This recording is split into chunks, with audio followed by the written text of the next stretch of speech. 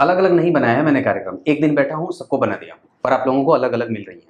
आप कुछ भी ना देखना, पर कर्क राशि वालों का जरूर देख लेना। अगर आपकी राशि कर्क ना भी हो, कर्क लग्न के ना भी हो, फिर भी अब कर्क राशि वाला एक बार जाकर के कार्यक्रम जरूर देखिएगा, उसमें मैं आपको कुछ अच्छी चीजें बता बैठा हूँ।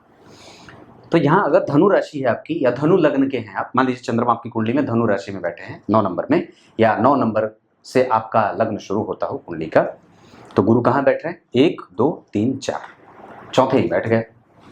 अब इसका मतलब केंद्र से जब केंद्र में चले जाएंगे, केंद्र के अधिपति होकर के, थोड़ी बहुत दोष से युक्त होकर के आपको परिणाम अच्छा देना चाहते हैं।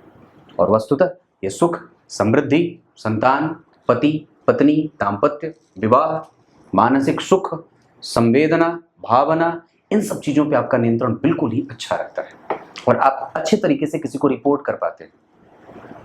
करियर बढ़िया रहता है क्योंकि गुरु की दृष्टि है, पर रोग हो सकता है, बीमारियां बढ़ सकती हैं, इंतजार करना पड़ सकता है, हाजिरी कट जाती है, बड़े बड़े जो बुजुर्ग हैं उन लोगों से थोड़ी सी बेईमानी आप कर बैठते हैं, जिस वजह से वो कुंठित हो जाते हैं, कुपित हो जाते हैं। ऐसा प्रयास मत करिएगा। अपने बॉस के साथ तालमेल अच्छा बना करके रखिएगा। समाज में कोई भी ऐसा काम मत करिएगा जिससे बदनामी हो। गुरु की कन्या राशि है ना, तो कोई चपलता ना हो जाए, ऐसी स्थिति है।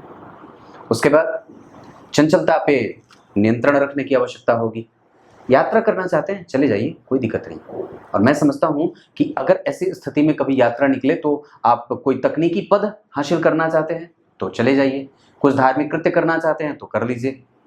इस दौरान रोगों पे खर्च करने से पहले कोई नया काम रोग पे, व्याधि पे, इन सब चीजों पे हो जहां पे आप इन्वेस्ट करने जा रहे हैं तो भी कर सकते हैं, पर सामान्यतया बहुत ज्यादा। अगर गोचर में स्थिति अच्छी बन रही है तो हमें एक बार ये देख लेना चाहिए कि हमारी कुंडली में उस ग्रह की वास्तविक स्थिति कैसी है।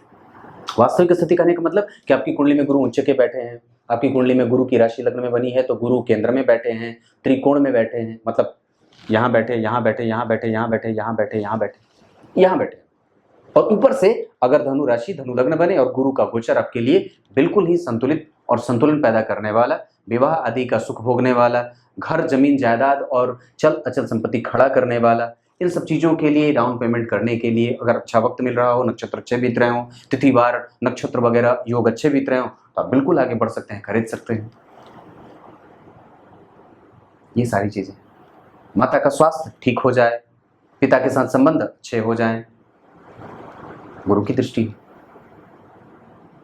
अष्टम भाव पे उनकी दृष्टि पड़ेगी, 5वीं, तो इस वजह से कई बार जो होता है वो रोग फिर से निकल आए, पर फिर से उस पर थोड़ा सा आपको रुक जाना चाहिए। पैसे लगाने से पहले अगर डॉक्टर बोले कि ऑपरेशन कराना है तो थोड़े दिन के लिए रुक जाइए, या फिर ये बोल दीजिए कि अच्छा मुहूर्त देख लेते हैं फिर करवा लेंगे, ऐसी बात है। गुरु का गोचर धनु राशि वालों के लिए ठीक रहेगा और मैं समझता हूँ कि यह लाभदायक है, कमजोर नहीं है, आपको लाभ देने के ही संकेत दिखा रहे हैं और लाभदायक ही स्थितियां बन रही हैं हर क्षेत्र के लिए, नुकसानदायक नहीं है, घबराना नहीं है। अब बिल्कुल आपके निर्णय सुदृढ़ हैं, बस जल्दबाजी में बाहर जाने से पहले विचार कर लीजिएगा, यात्रा करने से पहले विचार कर लीजिएगा, सेवा वगैरह पे खर्च करने से पहले देख लीजिएगा कि आप जिसको दान कर रहे हैं वो वास्तव में दान के योग्य है भी या नहीं। कोई चैरिटी वगैरह कर रहे हैं तो देख लेना चाहिए कि वास्तव में आप जो दे रहे हैं वो सही जगह पे जा रहा है, क्योंकि अगर ब्राह्मण का अन्न अगर किसी ऐसे पुरुष को दे दिया जाए जो वास्तव में उसको पचा नहीं पाएगा तो फिर दिक्कत बढ़ जाएगी और समाज कलुषित हो जाएगा। ये इतनी सी बात है। ये धनु के बारे में था, अब मकर के बारे में चर्चा कर लेंगे।